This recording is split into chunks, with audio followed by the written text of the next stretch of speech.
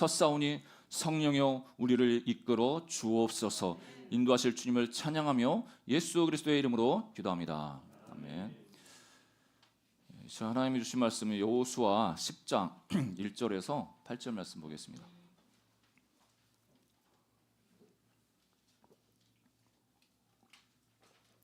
여호수아 10장 1절에서 8절입니다. 교독하겠습니다.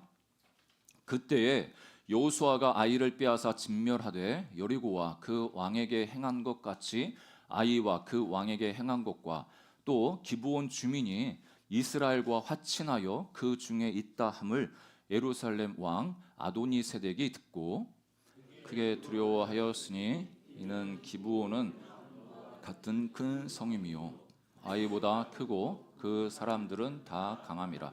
예루살렘 왕 아도니세덱이 헤브론 왕 호함과 야르뭇 왕 비람과 라기스 왕 야비아와 에글론 왕 드빌에게 보내어 이르되 내게로 올라와 나를 도우라.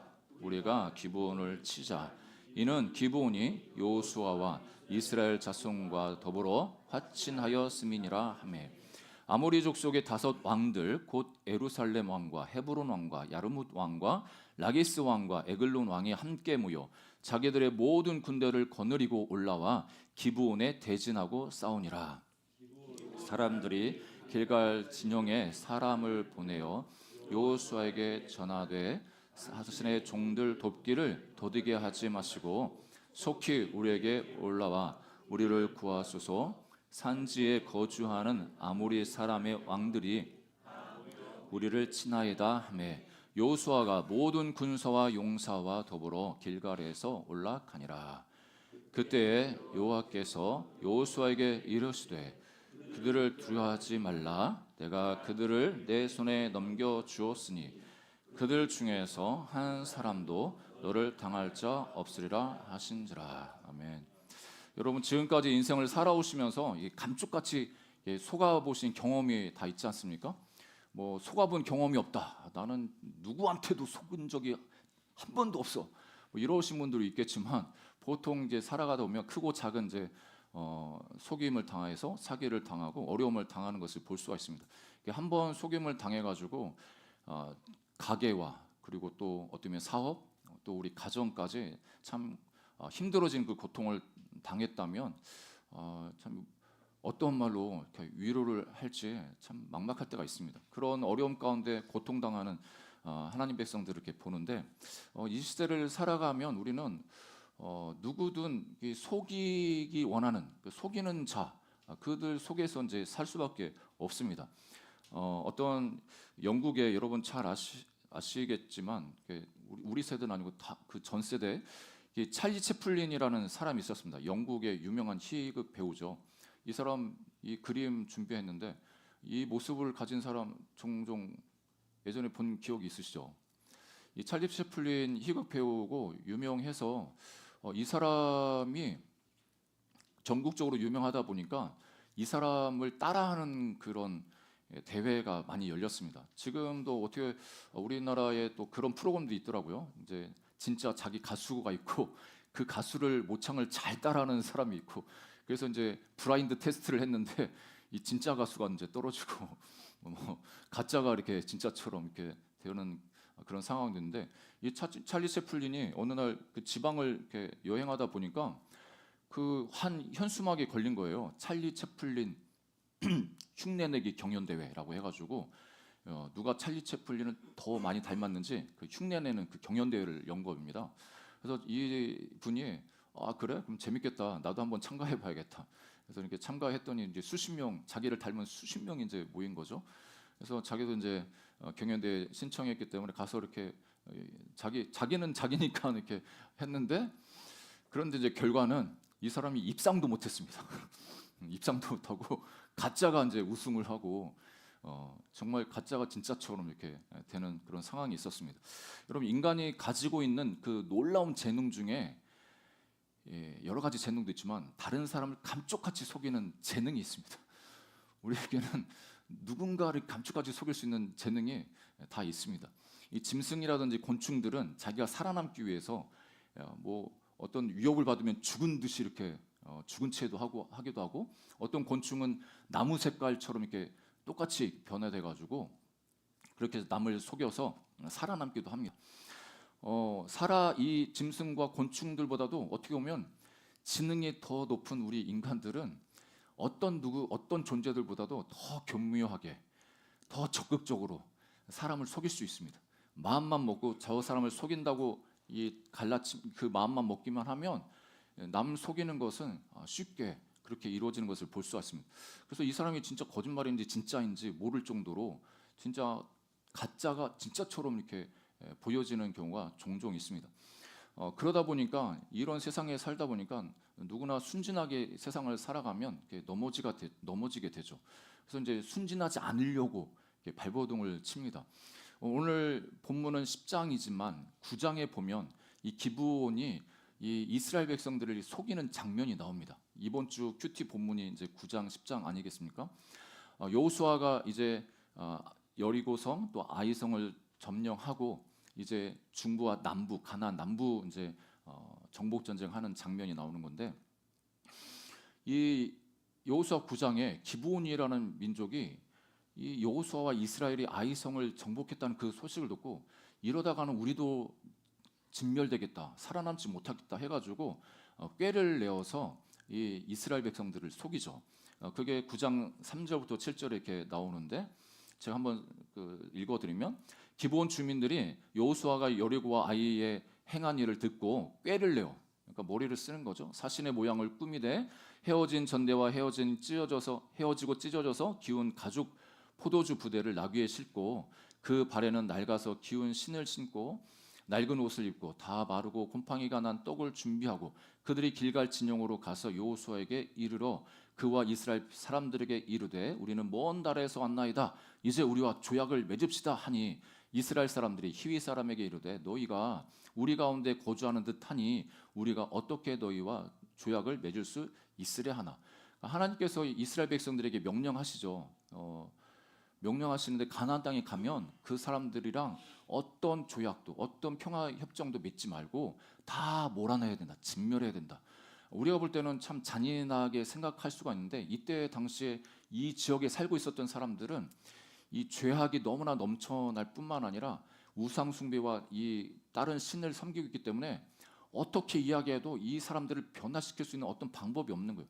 죄가 찼다고 이야기하죠. 그래서 하나님께서 이 땅을 새롭게 하시기 위해서 이스라엘 백성들을 보내신 건데 이 기브온 족속은 이 이스라엘 백성들이 이 땅에 온 곳이 그 땅에 사는 모든 족속을 다 진멸하기 위해서 오는 것 알고 있고 그리고 무엇보다도 그런 평화 조약을 맺지 않을 거를 알고 있기 때문에 이 사람들이 꾀를 내는 거죠. 그래서 이 가나안 땅에 사는 게 아니라 그 더 먼 데에서 사는 것처럼 해가지고 꾸며서 이렇게 이스라엘 백성들한테 오는 겁니다.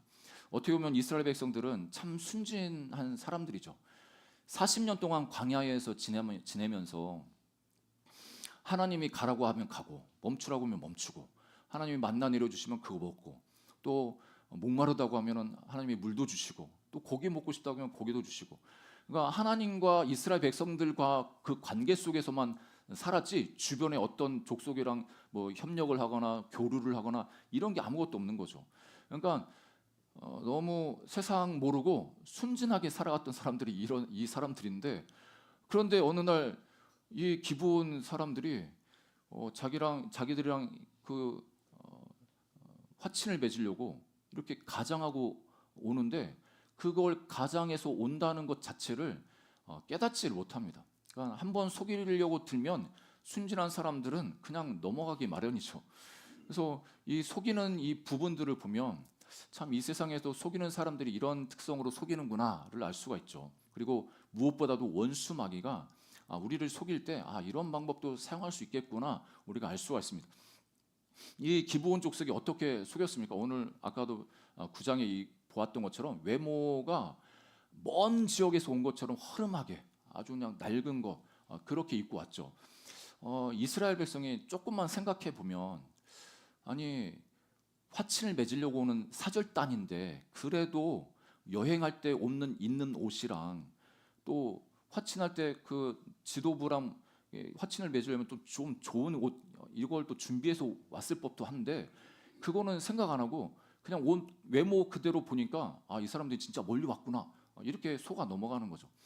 우리가 남을 속일 때 사람들이 외모를 그럴듯하게 이렇게 해서 접근할 때가 많이 있습니다.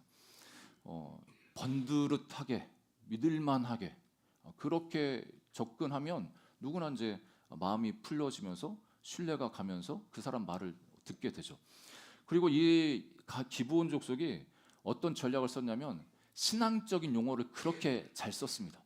이스라엘 백성들이 하나님을 섬기는 걸 알기 때문에 하나님을 자기들도 믿는 것처럼 속입니다.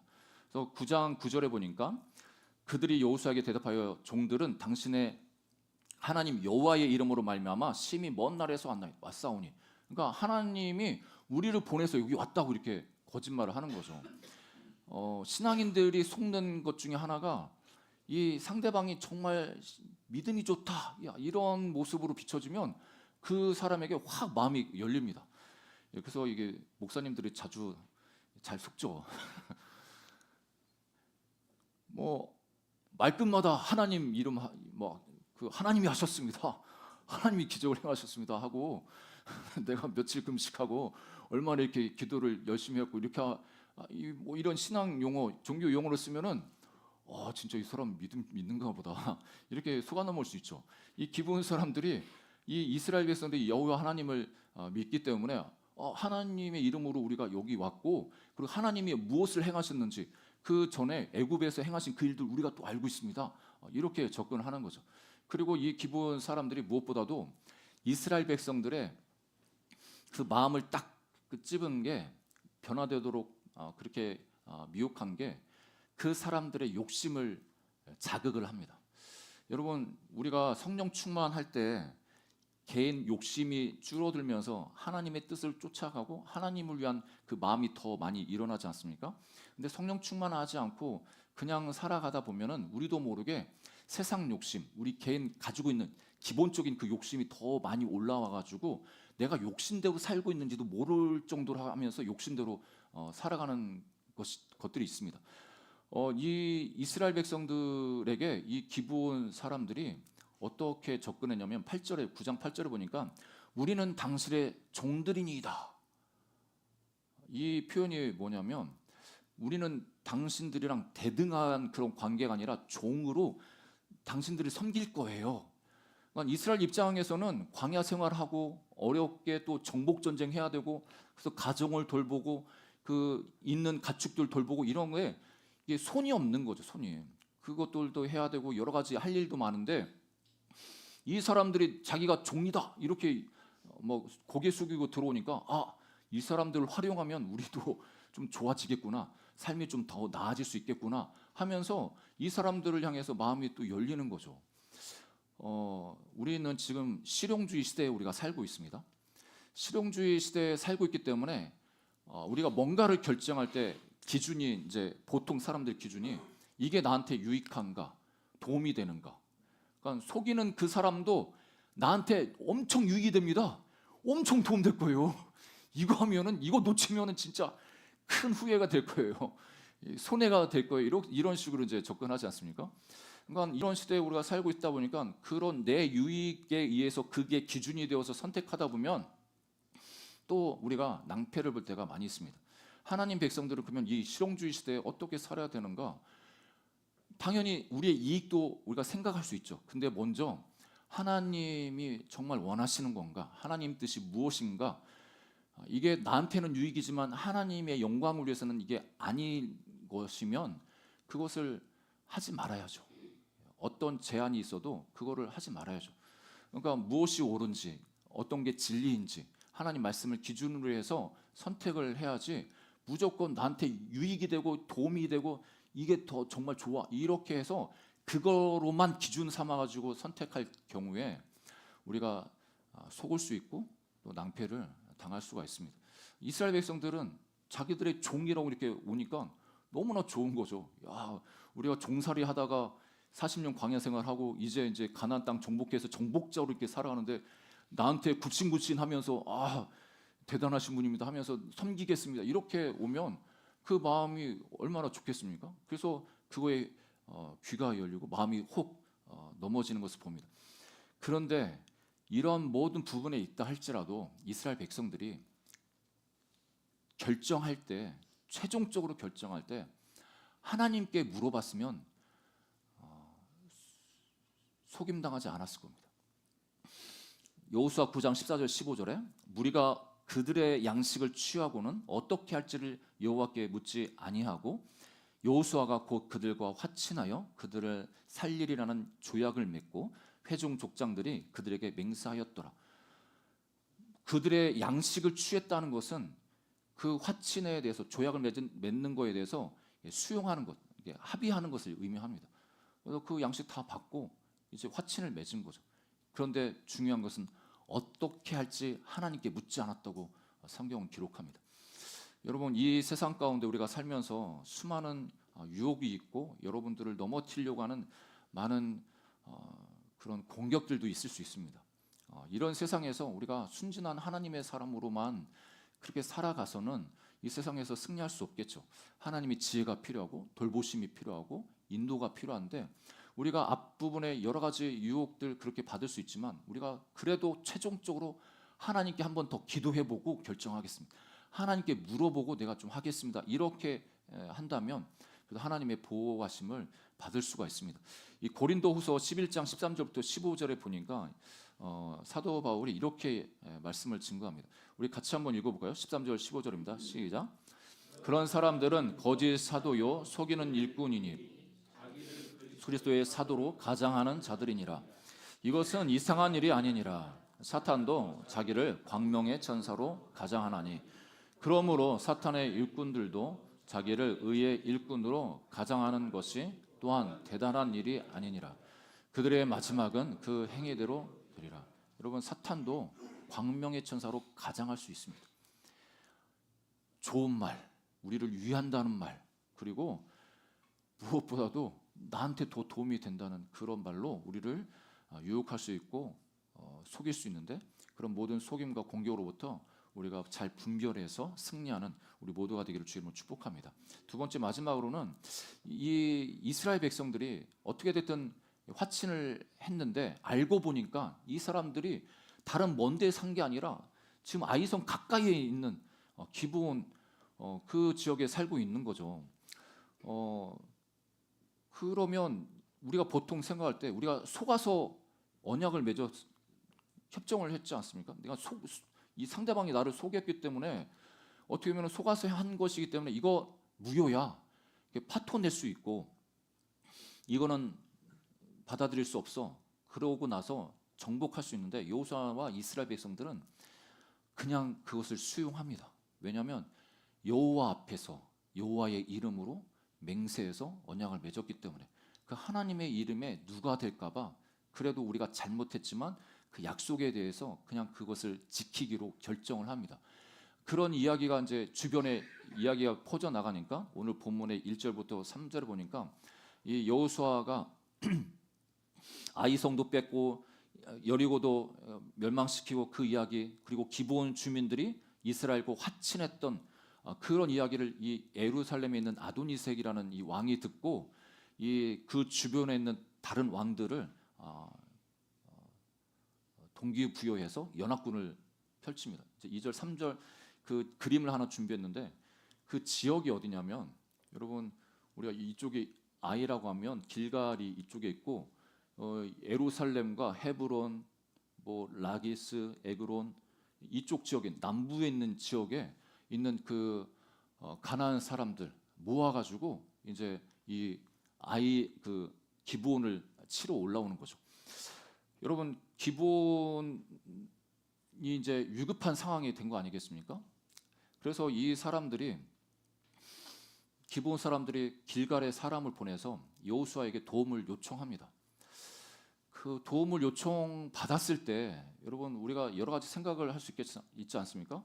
원래 평화 협정을 맺었으니까 그냥 평화롭게 지내는 것 그걸로 이제 끝날 수 있고 너희들이 어려움 당한다고 해서 우리가 거기 가서 우리 피를 흘리면서 대신 싸워주고 너희들을 보호해줘?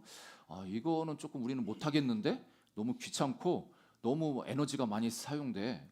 우리는 안 할 거야. 이렇게도 할 수 있는데 그런데 여호수아는 이스라엘 백성들과 함께 이 길갈에서 이 기브온을 도와주기 위해서 올라갑니다. 그게 6절 7절 오늘 본문의 말씀인데 기브온 사람들이 길갈 진영에 사람을 보내어 여호수아에게 전하되 당신의 종들 돕기를 더디게 하지 마시고 속히 우리에게 올라와 우리를 구하소서. 산지에 거주하는 아모리 사람의 왕들이 다 모여 우리를 치나이다 하매 여호수아가 모든 군사와 용사와 더불어 길갈에서 올라가니라. 여러분 단순하게 이 몇 구절 이렇게 설명이 쓰여져 있지만 이 한 구절 안에는 이 이스라엘 백성들이 얼마나 많은 대가 지불을 하고 있는지를 우리가 좀 기억할 필요가 있습니다. 하나님 그렇지 않습니까? 우리가 누군가랑 약속을 했는데 그 약속을 지키지 못할 때도 있지 않습니까? 피치 못할 때 이제 지키지 못해서 미안하다고 이렇게 이야기할 수 있는데 어떤 경우는 지킬 수 있음에도 불구하고 나한테 좀 손해가 되는 것 같아. 나한테 조금 너무 좀 손해가 좀 막심할 것 같아. 그래가지고 그 약속을 그냥 없는 것처럼 그렇게 할 수도 있습니다. 이스라엘 백성들이 어떻게 보면 그렇게 할 수도 있죠. 그런데 여호수아는 하나님 앞에서 우리가 잘못해서 약속을 맺었지만 그 약속을 지키기로 결정한 거죠. 어떻게 보면 신실한 거죠. 순진하게 속았지만 그래도 하나님 앞에서 약속에 신실하기로 결정하고 신실하기로 결정할 때 대가 지불할 수 있는 그 모든 것들을 감안한 것, 그것들을 다 감안하고 싸우러 올라갑니다. 그런데 참 감사하게도 하나님이 어떻게 됐든 거짓되게 약속을 했어도 그 약속을 지키려고 하는 이스라엘 백성들 향해서 하나님이 뭐라고 말씀하시는지 8절에 말씀하시는 게 참 우리를 감동케 하죠. 8절 말씀 우리 함께 읽어보겠습니다. 시작. 그때에 여호와께서 여호수아에게 이르시되 그들을 두려워하지 말라. 내가 그들을 내 손에 넘겨 주었으니 그들 중에서 한 사람도 너를 당할 자 없으리라 하시니라. 하나님은 이 이스라엘 백성들이 그래도 그 약속을 지키기 위해서 대가 지불하려고 하는 그때 약속하시는데 그래 두려워하지 마. 내가 다 붙였어. 널 당할 자 없을 거야. 이렇게 하시는 거죠. 어떻게 보면 여호수아와 이스라엘이 실수했는데 그 실수를 통해서 하나님이 무슨 일을 하시냐면 그 남부 지역 각계 전투에서 이쪽 지역 정복 전쟁 해야 되는데 하나님이 이 다섯 그 지역의 그 족속들 그 왕들을 모아가지고 한꺼번에 덤벼들게 해가지고 한 전쟁으로 다섯 종족을 다 멸하게 하셔서 결국에 이 한 번의 전쟁으로 이 가나안 남부가 다 정복이 된다는 거죠. 여러분 놀랍지 않습니까? 우리가 생각할 때 우리는 완벽하게 살아야 돼. 실수가 없어야 돼. 실수하면 하나님 앞에서 너무 내가 죄인입니다. 하나님 용서해 주세요. 네, 그것도 맞는데 그런데 하나님께서는 우리가 실수하는 그 실수도 하나님 뜻 가운데 합력해서 선을 이루도록 그렇게 사용하신다는 겁니다. 여러분 그 하나님, 그 신실하신 하나님을 여러분 믿으시고 찬양하시기를 주의 이름으로 축복합니다. 한 번 그 약속 그 지키는 거 참 쉽지 않습니다. 저도 약속을 남발할 때 언제 식사 한번 해요, 뭐 한번 해요. 그냥 두리뭉실 약속했다가 지키지도 못하는데 여러분 지금까지 여러분 많은 약속들을 해오셨지 않겠습니까? 그 약속에 있어서 하나님의 사람이라면 내가 신실하게 그 약속을 잘 지키는 사람이 되어야겠다. 이런 결단이 있기를 축복합니다. 여러분 전라도 순천에 아주 유명한 학교가 있습니다. 전라도 순천에 매산학교라고 여러분 들어보셨는지 모르겠는데 미국의 남장로교 선교사님이 이 이쪽 지역에 순천 지역에 다음 세대 정말 이 대한민국을 책임질 다음 세대를 세우기 위해서 교육 사역을 하시는데 학교를 만드신 거죠. 그래서 1913년도에 이 학교가 설립이 됐습니다. 아주 이 나라가 혼란한 그 1913년도에 이 선교사님들에 의해서 이 학교가 이제 세워져 가지고 이때 성경도 가르치고 예배도 하고 그렇게 했습니다. 근데 1916년도에 신사참 그 총독령에 의해서 예배 드리지 마, 성경 가르치지 마 해가지고 폐교가 되었습니다. 일시 폐교가 되었는데 다시 문을 열었습니다. 그런데 2차로 또 폐교가 되는데 신사참배 거부했다고 폐교가 됩니다. 그러니까 우리가 신사참배 우리 한국교회가 막 많이 동참해서 했다고 알고 있지만 여러분 이 우리나라 전국에 지역에 또 학교도 그렇고 기독학교도 그렇고 신사참배 거부해가지고 교회도 학교도 폐교가 된 곳이 많이 있습니다. 우리가 믿음의 선배들이 이렇게 하나님 앞에서 올곧게 그 신앙을 지키면서 이렇게 사셨던 거죠.